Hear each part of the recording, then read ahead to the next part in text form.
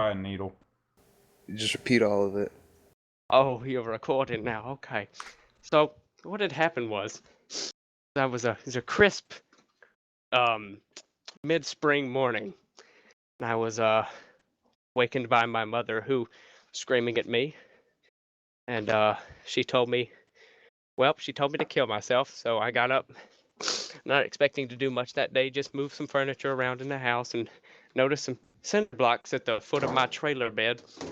And grabbed them, picked them up, said, "Why we need these cinder blocks, stepfather?" Stepfather replied, "Well, boy, we just might." I said, "Okay, Papa." Then what happened was is he just crept on out. We were moving, got up to the new house, had a pile of cinder blocks. Okay. And I was lifting up some from my old ass granddad, his arthritic ass and everything. I said, "Let me take those off your hands, grandfather." He said, "Okay." So I grabbed them, I started moving around with them, and I went to place them on the pile with many other cinder blocks. Have no use. Could have use in the future. That's why we're carrying them around. So as I was grabbing one of them, I was grabbing one of them and grabbed all of them, placing them down, and I just saw one just drop from the top like 3 feet in slow motion onto my toe. And just like every millisecond there was, I said, "Fuck," every time in my head.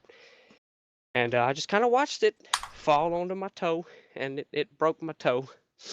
Then I went to the doctor the next day, and he started poking me with a needle. He said, "Well, we're going to have to Boy Scout it since we don't have the proper tools for your toe." I said, "The fuck you mean?" He said, "Yep." So we pulled out one of those needles for a shot, and then he also pulled out a lighter, and he lit that motherfucker on fire and let it get real hot till it was red on the tip. And then some bitch went into my toe. He just pushed it into my toenail and started drilling around. I was like, "What are you doing?" He just started drilling around, going fast. He's like, "It's all right, boy." And it went in, and I felt it go into my skin, and it didn't hurt that bad. It was all right. But then he started pulling it out, drilled another hole, and he was going real fast this time, confident in his work. And he kept going and going and going and moving it around and twisting it. And then it went in, and he was too excited, and he pushed it down. I said, "Ah! Ah! Ah!" And then he said, "No, oh my God, I'm so sad." Ah!